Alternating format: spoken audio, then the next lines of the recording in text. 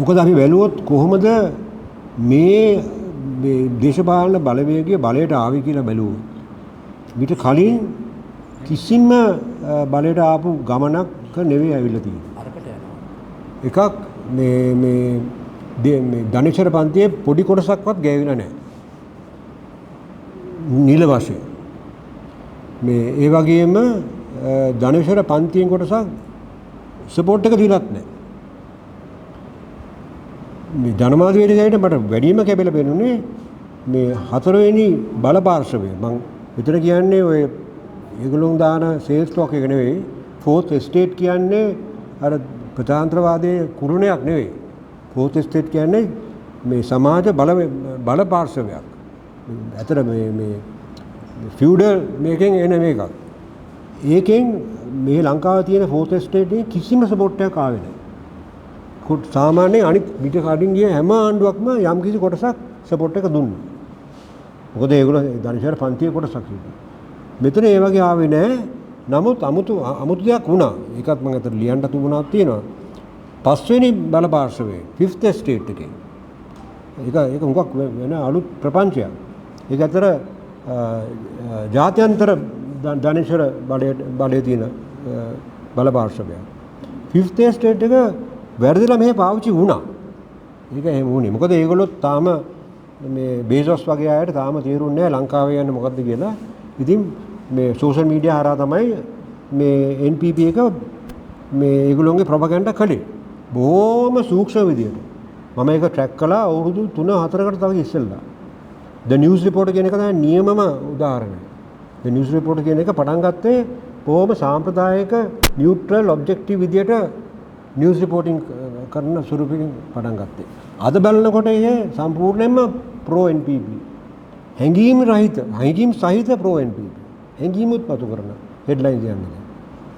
ඉතින් බොහොම සූක්ෂම විදිහට මේ සෝෂල් මීඩියා හරහා තමයි මේ සංනිවේදනය කළේ බලයට එන්න. ඉතින් මේ නමුත් ඒකේ ඒ බල මේ දේශපාලන ව්‍යාපාරයේ ස්වරූපයේ යම්කිසි සාම්ප්‍රදායික දේවල් තියෙනවා. මොනවාද? මාක්ස්වාදී සමාජවාදී සාම්ප්‍රදායික මේවා ස්වරූපයන් තියෙනවා. කෝයකේ ඉන්නේ කමියුනිස්ට්වාදී සංවිධානය. කොයිතරම් දුරට සොෆිස්ටිකේටඩ් කමියුනිස්ට්වාදී කියන එක වෙන ප්‍රශ්නයක්. මොකද මමත් ඒගොල්ලෝ ඒක ගැවසෙනවා. මට තේරෙනවා එතන තියෙනවා එක සීමාවන්. හැබැයි ප්‍රොෆෙෂනල් රෙවොලූෂන් ලෙනින්වාදී මේක මමත් එතන ඒ සම්ප්‍රදාය එන කෙනෙක් ඇවිත් මට ටක් ගාලා අඳුර ගන්න පුළුවන්. ඒ විතරක් නෙවෙයි ඒගොල්ලෝගේ ස්ට්‍රැටජි එක මොකද්ද? පාර්ලිමේන්තු තලයේ ක්‍රියාකාරී වෙන්න ඒගොල්ලෝ පොපුලර් ෆ්‍රන්ට් එකක් දැම්මා. නෝමල්. කොහේ ගියත් ලෝකේ කමියුනිස්ට්වාදී ව්‍යාපාරයෙන් එහෙම වැඩ කරන්නේ. කිසිම මුත්තක් මේ අනිත් තව සම්ප්‍රදාය තමයි කමියුනිස්ට් ඒ ව්‍යාපාරයේ ජනරල් සෙක්‍රටරි පොතක් ලියනවා. දැන් කාලේ නම් ටිල්වින් පොතක් කියලා ලියලා නැහැ. ඒ වල විජේවීරණ පොත් ලිව්වා. වෙන හැම පිලිපයින් හෝ කොහේ වුණත් ජනරල් සෙක්‍රටරිලා පොත් ලියනවා. ඒ බියර බුද්ධිමය මේ ශක්තිය මෙතනින් පෙන්වන්නේ. ඉතින් මේ මම නම් දකින්නේ එතකොට මෙතන මේ දකුණු ආසියාවේ පළවෙනි වාට සබෝල්ටන් කට්ටියක් බලයට එනවා. මම ඔය නිර්ප්‍රභූ කියන වචනේ පාවිච්චි කරන්න විතර කැමති නෑ. මොකද ඒක ඍජු පරිවර්තනයක් නෙවෙයි. සබෝල්ටන් කියන්නේ යටපත් කරපු. නිර්ප්‍රභූ කියන්නේ මේ නොවිච්ච. එහෙමයි. ඒක හරි නෑ. මේකට කිට්ටුම ප්‍රවංචය තමයි නේපාලයේ මේ මාओवादी සෙන්ටර් පාර්ටි එක. නේපාලයේ ඇත්තට මාओवादीන් පක්ෂ 4ක් විතර තියෙනවා. මේ හැබැයි බලවතාම තමයි මේ දහල් ප්‍රචණ්ඩ දහල් ගේ නායකත්ව දින පක්ෂය. දැන් එතන ඒගොල්ලෝ නායකත්වයේ ඉන්නේ නිර්ප්‍රභූ අය නෙවෙයි. දහල් කියන්නේ මේ ඉහළ පැලැන්තියේ නැත්නම් මැද පැලැන්තියේ මැද මේ කුලයක බුද්ධිමත් අධ්‍යාපනයක් ලබාගත්ත කෙනෙක්. මේ වටේ ඉන්නේ ඒ වගේ කට්ටිය නිර්ප්‍රභූ නෙවෙයි. හැබැයි පැහැදිලිව නිර්ප්‍රභූ නියෝජනය කරනවා. ඒක නම් කියන්න පුළුවන්. ඒක කොයිතරම් දුරට යයිද කියන එක වෙනම ප්‍රශ්නයක්. ලංකාවේ හැබැයි හරිනේ අමරසූරට අමතරව නිර්ප්‍රභූ කොටස් වලින්ම තමයි වැඩි කොටසක් ඇවිල්ලා තියෙන්නේ. අනිත් එක මෙතන අපි දකිනවා මේ ලංකාවේ තිබුණු යම්කිසි සමාජවාදී වගේ තියෙන තව ස්වරූප මේ ව්‍යුහයක්. ඒ කියන්නේ නිදහස් නොමිලේ අධ්‍යාපනය කියන එක. මම අතන නිදහස් අධ්‍යාපනය කියන එක වචනේ පාවිච්චි කරන්නේ බෙදලා නොමිලේ අධ්‍යාපනය කියන එක. රාජ්‍ය තන්ත්‍රයෙන්ම පවත්වන යන නොමිලේ අධ්‍යාපනයක සාර්ථකත්වයක් මෙන්න මේකෙන් පේනවා. බොහොම ලස්සනට පේනවා. අපි මෙතන දකිනවා ටෙක්නොක්‍රැට්ස්ලා. ගමෙන් ආපු ටෙක්නොක්‍රැට්ස්ලා. මේ කියන්නේ ලෝයර්ස්ලා, ඉන්ජිනියර්ස්ලා එක විදියයි. PhD අරන් ඉන්න කට්ටිය. ඉකොනොමිස්ලා. හැබැයි අරක හරහා තමයි ඇවිල්ලා තියෙන්නේ. ඉතින් ඒකේ රත්තරන් භාවය මම නම් කියන තාමත් අපි වටින්න ඕනේ. ඒක තේරුම් ගන්න ඕනේ. ඒ එතන ඩී এডুকেෂන් කියන එකේ වැදගත්කම.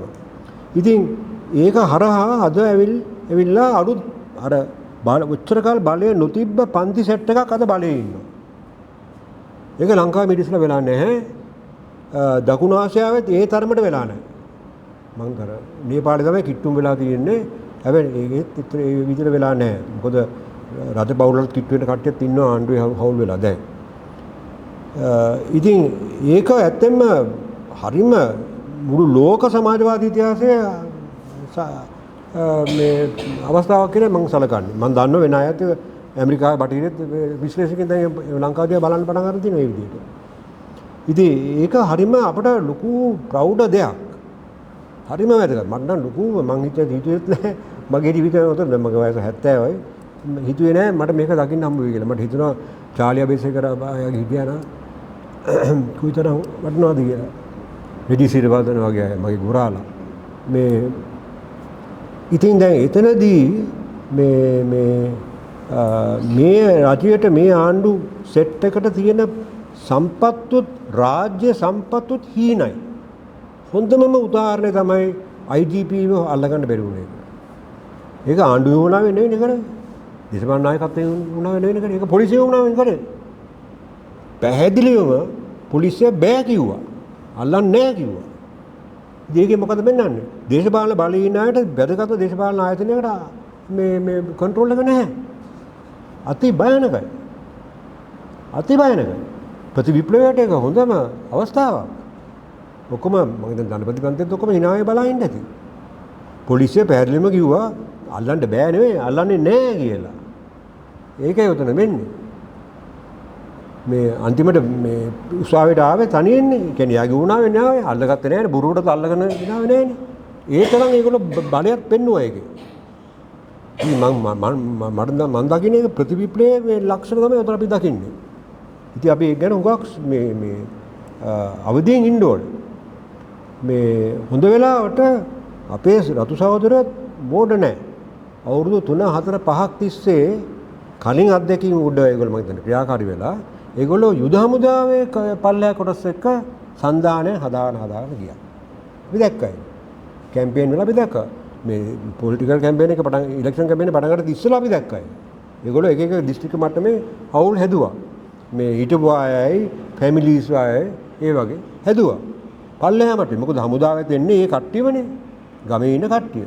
87 අරගල අපි දැක්කයි. කොහොමද ගමේ ඉන්න කට්ටියම හමුදාවට බැඳිලා සුදුසු අවස්ථාවේදී තෝකොත් දෙක එළියට බැස්සා. 100 ගාණක්. අපි දැක්කයි. ඉතින් එතනදී අපේ රතු සහෝදරයෝ බොහොම සූක්ෂම විදිහට පන්තිමය සන්දානයන් තියාගන්න වැඩ කරලා තියෙනවා. ඉතින් පොලිසිය නොහිටියට ප්‍රතිවිප්ලවය සඳහා පොලිසිය ඒ පැත්තට වෙලා හිටියට හමුදාවෙන් නම් ඒක එච්චරම නෑ කියලා මට හිතෙනවා. ඒක මං ඒ ඔක්කොම කතා කරන්නේ මොකද මේ අවස්ථාවේ මූලිකත්වයේ වැදගත්කමයි කොච්චරද කියලා මට පෙන්වන්න ඕනවා තියෙනවා. මම අපි ඔක්කොම තේරෙනවා මේක. දැන් මේක තුල මේ අපි භූදේශපාලනය කරනකොට ඒක අවුල් තත්ත්වයක් තියෙනවා. මොකද ලංකාවේ පාලක පන්තිය තමයි ධනපති පන්තිය. දැන් ආණ්ඩුව නෙවෙයි. ඒ ආණ්ඩුව නියෝජනය කරන පන්තියින්වත් නෙවෙයි. ඒ බලය හදන්න ඕනේ. ඒක තව කල් දිනනවා. අපි ඔක්කොම එකට උදව් කරන්න ඕනේ ඒක විදියෙන් සියුම්ව. මේ සහභාගී වෙන්න ඕනේ එක්තරා විදියකින් සියුම්ව. පැනලම ප්‍රසිද්ධිම කරන්න ඕනේ නැහැ ඔක්කොම. ඉතින් දැන් මෙතනදී ජාත්‍යන්තර සම්බන්ධයන් වෙන්නේ කොහොමද? ධනපති පන්තියක් වෙලා තියෙන්නේ ධනපති ක්‍රමයක් හින්දා. ධනපති ක්‍රමයක් ලංකාවේ තියෙන්නේ මුල් බැහැලා යට ජීවිතවාදී හරහා ආව එකක්. රටත් විජිතවාදයේ නොතිබ්බත් ධනපති පන්තියක් මෙහෙන් මේ විකාශනය වෙන්න තිබුණා. ඉන්දියාවේ තිබුණා ඒක. චීනයේ තිබුණා වගේ ඉන්දියාවේ තිබුණා යටත් විජිතවාදයෙන් තොරව මේ ලංකාවේ හැදෙන්න තිබුණා. ඒවට ඊට පස්සේ කමුන්නේ මේ බටේ යුරෝපෙන් ඇවිල්ලා දැම්මා ඒක බයිෆෝස් එකෙන්.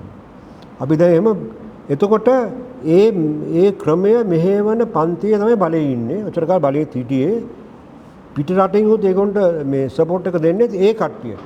මොකද බලයේ ඉන්න මේ ධනේශ්වර පන්තිය තමයි ධනේශ්වර ආර්ථිකය ලෝක ආර්ථිකයට සම්බන්ධ කරන තියාගෙන මෙහෙවන්නේ. දැන් මෙතනදී භූදේශපාලනය කියන්නේ ඒ වගේ දෙයක්. මේ 80 ගණන් වල කැරලි දෙකක් මුහුණේ ඉස්සරහ තියෙද්දි තමයි ජේ.ආර්. ජයවර්ධන නවදිල්ලෙන් ඉල්ලුවේ සපෝට් එක. මට මතකයි මම මර්ජ් එකෙන් ඉල්ලාස් වුණා ඕක.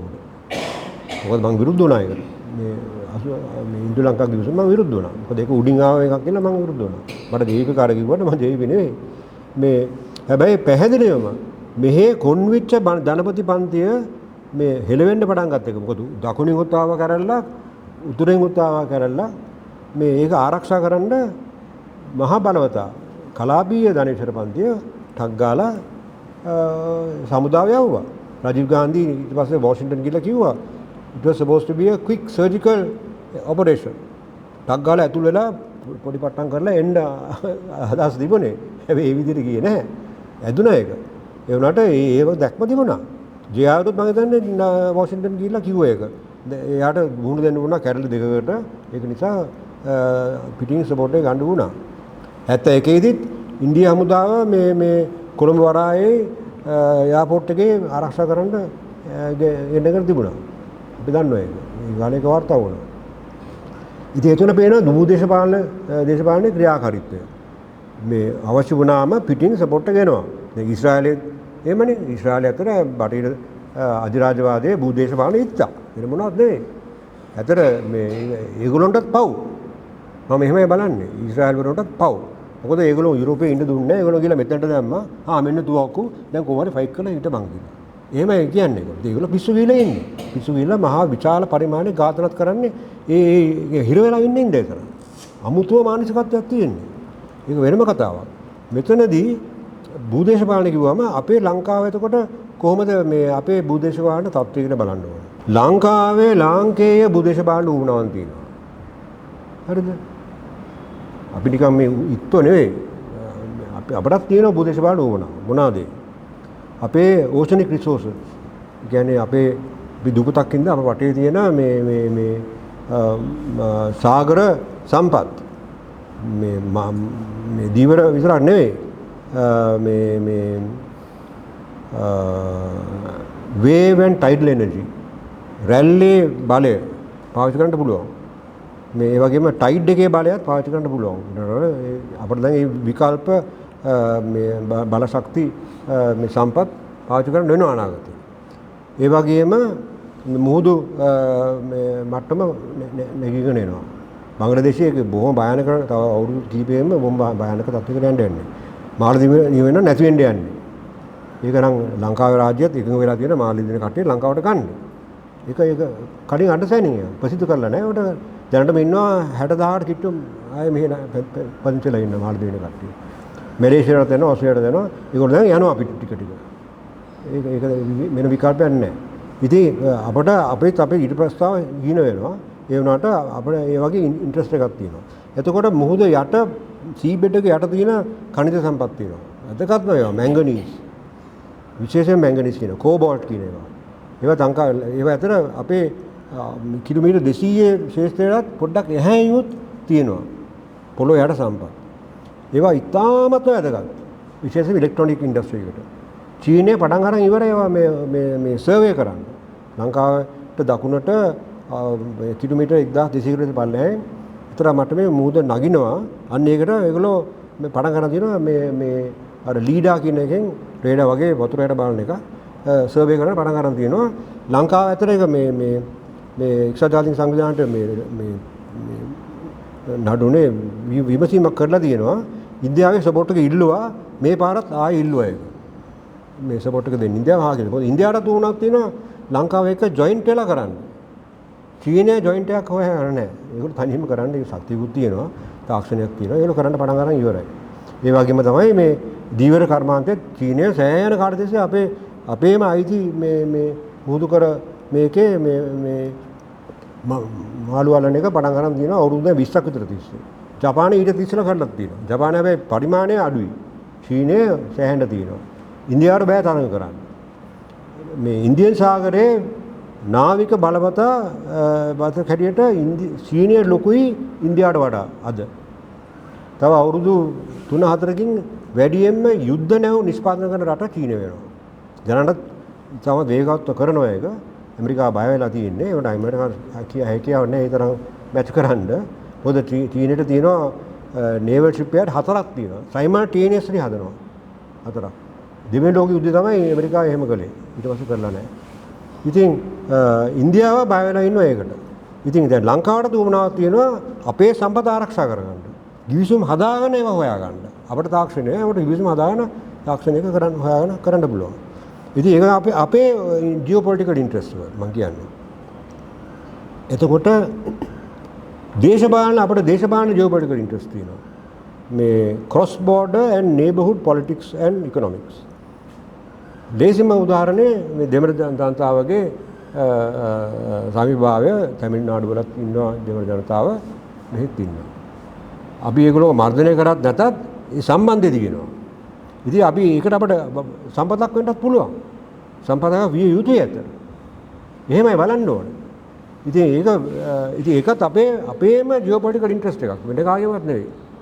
මේ ඒ වගේම ක්‍රොස් බෝඩර් පොලියුෂන්. ඉන්දියාවෙන් දැන් උනත් මේ අපේ වායු ගෝලයේ ප්‍රශ්න තියෙනවා. මොකද ඉන්දියාවෙන් එනවා දූවිල්ලයි මේකයි. ඒක අපිට බලපාන එකක්.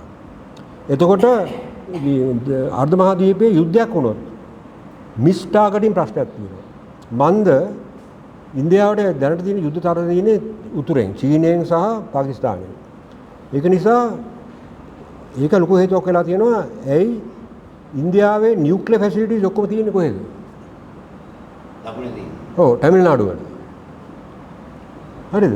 ස්පේස් බේස් එකක් තියෙන්නේ තමිල්නාඩු වල. මොකද එකක් මේ බුද්ධිමය සම්පත් හරි පොහොසත් තමිල්නාඩු වල. ඒක එකක්. ලෝකේ හොඳම මැතිවරණලා ඉන්නේ දෙමළ අය. හැබැයි ඊට අමතරව ඒක දුරස්තයි. චීනයෙන් ගිහිල්ලටයි පාකිස්තානෙන් ගිහිල්ලටයි පුළුවන් තරම දුරස් කරලා තියෙන්නේ. හැබැයි දැන් ඒගොල්ලෝගේ මිසයිල් රේන්ජ් එක නම් ඇවිල්ලා ඉවරයි. මිස්ටාකට වුණොත් පාකිස්තානයේ හරි චීනෙන් මේ තමිල්නාඩුවට ගැහුවොත් ඒ මිසයිලේ පොඩ්ඩක් එහාට ගියොත් වෙන්නේ කොහෙටද? ලංකාව. ඉතින් මේ ඔක්කොම අපේම දේශපාලන ඌමනාව. වෙන කාගෙන්වත් නෙවෙයි. ඇමරිකාවේ හරි චීනයේ හරි නෙවෙයි. ඊට පස්සේ තමයි අපි යන්නේ regional and extra regional geopolitical interest. එතකොට ඉතින් ඉන්දියාවේ ඉන්නවා මේ පාකිස්තානය, ඉරාන්, බටහිර USA, චීනය, ජපානය ඒගොල්ලෝ ඔක්කොම තියෙනවා ඉන්ට්‍රස්ට් මේ ඉන්දියන් සාගරේ. ඒක හේතු කියන්න ඕනේ නැහනේ. අපි දන්නවනේ මේ මුහුදු මේ ලොජිස්ටික්ස් මේ රූට්ස් ඔක්කොම තියෙන්නේ ලංකාව හරහා. ලොකුම මාකට් අතර. ඒක නිසා මේ නාවික බලය මත රැඳිලා තියෙන ඇමරිකාව සම්පූර්ණයෙන් බලය රැඳිලා තියෙන්නේ නාවික බලය. ඒ මොකද ඇමරිකාව ඇත්තට මේ ලොකු මහදීප සෙට් එකෙන් ඈත් වෙලා ඉන්නේ. පැසිෆික් සාගරයෙන් උයි ඇට්ලන්ටික් සාගරයෙන් ඈත් වෙලා ඉන්නේ. මේ ඒක නිසා ඒගොල්ලන්ට මේ ඕවර්රීච් එකක් අවශ්‍යයි. ඒ කියන්නේ දුරස්ත පාලනයක් අවශ්‍යයි මේ නේවල් ෆෝසස් වලින්. හමුදාව වල අවශ්‍ය හොඳ බෑ. මේ ඒක නිසා ඇමරිකන් ප්‍රෙසන්ස් එක ඉන්දියන් සාගරේ අති වැදගත් ඒගොල්ලන්ට. මොකද ඒගොල්ලෝ මේ මුළු ගෝලයේම සම්බන්ධකම් තියාගන්න අවශ්‍යයි. ඉතින් ඇමරිකාවට වැදගත් වෙනවා. චීනයට වැදගත් වෙනවා. චීනයට දැනට බේසස් තියෙනවා 4ක් දැනට පටන් ගන්නවා. ලොකුම එක ජිබූටි වල මම අතර මේ අද මගේ ආටිකල් එකේ මම ලියනවා මේ ඔපරේෂන් රෙඩ් සී කියන ෆිල්ම් එක බලලා තියෙනවා. ටීවී එක channel එක යනවා. India channels. අපේ channels ඔක්කොම එන්නේ ඉන්දියාවෙන්. ඒ ඉන්දියන් channel වල රිපීටඩ් විකර පෙන්නනවා. ඔපරේෂන් රෙඩ් සී කියලා වෝර් ත්‍රිලර් එකක්. ඒක පදනම් වෙලා තියෙන්නේ ඇත්ත සිද්ධීන් වලින්.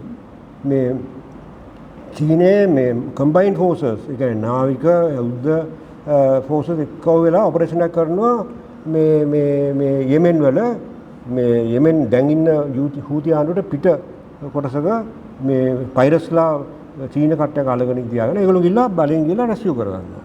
ඒක ඇත්ත ඔපරේෂන් එකක්. ඒක දැන් ෆිල්ම් එක තියෙනවා. ඔන්න. ජිබුති තියෙන්නේ කොහෙද චීනේ කොහෙද තියෙන්නේ. අන්න ඒ වගේ මේ භූදේශ පාලන ඌමනාවන් අද ඉන්දියන් සාගරේ තියෙනවා. බොහෝම ලොකුවට. ඉතින් අපි ඔක අස්සේ හිර වෙලා ඉන්නේ. දැන් අපිට කියන්න බෑ අපිට choices තියෙනවා කියලා. එහෙම choices නැහැ. අද ජයන්ත ඇතුළේ සන්ඩොප්ස් එකේ ආටිකල් එකක් දාලා තියෙනවා. එයා කතා කරන්නේ අපිට මේක කරන්න පුළුවන් අර කරන්න පුළුවන් අපිට චීනය ඉන්දියාව බැලන්ස් කරන්න පුළුවන්. ඒ මිත්‍යාවක්. ඒ දේශපාලන යථාර්ථයක් නෙවෙයි. ඩයන් දන්න හොඳට ඒක. ඩයන් හොඳට දන්නවා. යා කරන්නේ දන්නවනේ යාගේ ජරා. ඔව් අපි දන්න.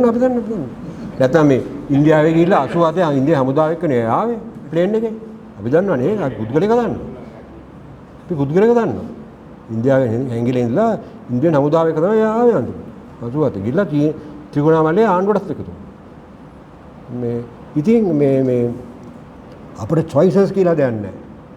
අපේ සංස්කෘතිකමය අපේ ඇන්ත්‍රොපොලොජිකල් ඉතිහාසය බැලුවොත් මානවයෝ ඉඳලා තියෙන ලංකාවේ අවුරුදු 35000. ඒකෙන් අවුරුදු 12500කට ඉස්සෙල්ලා තමයි ලංකාව දූපතක් වුණේ. ඉතින් වැඩි කොටසක් මානවයෝ ඉඳලා තියෙන්නේ එකම අර්ධ මහා ද්වීපේ. ඉතින් ඇත්තට අපිට එවිඩන්ස් තියෙනවා ලංකාවේ 30 අවුරුදු 35000කට ඉස්සෙල්ලා මානව ඉන්දියා කියලා. ඉන්දියාවේ එක තැනකයි එහෙම තියෙන්නේ. ආන්ධ්‍ර ප්‍රදේශයේ තැනක තමයි තියෙන්නේ. මේ ඉතින් අපිට කියන්න පුළුවන් ඇත්ත අපෙන් තමයි ඉන්දියාවට විචිතයක් කරලා තියෙන්නේ. එහෙම කියන්නත් පුළුවන් අපිට ඕන. ඇත්තට ආකියොලොජිකලි ප්‍රීහිස්ටොරිකලි එහෙම නෙවෙයි උනේ. එකම අවස්ථාවේ එකම කාලෙම එකම යුගයේම මේ මානවරයා මේ විහාප්ති වුණා.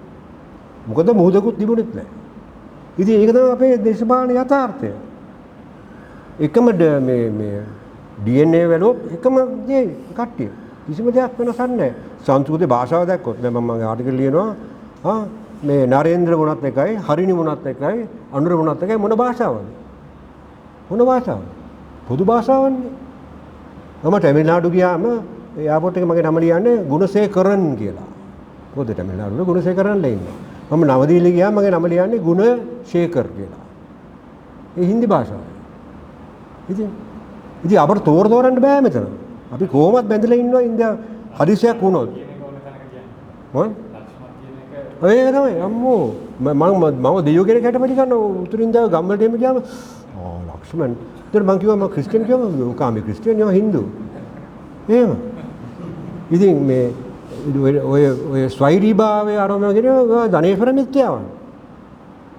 රයිට් මම මේ ඉතින් අපට මේ ওই ගිවිසුම හදන්න අපට අවශ්‍ය දේවල්. හරි මම ඉතින් නවතිනවා.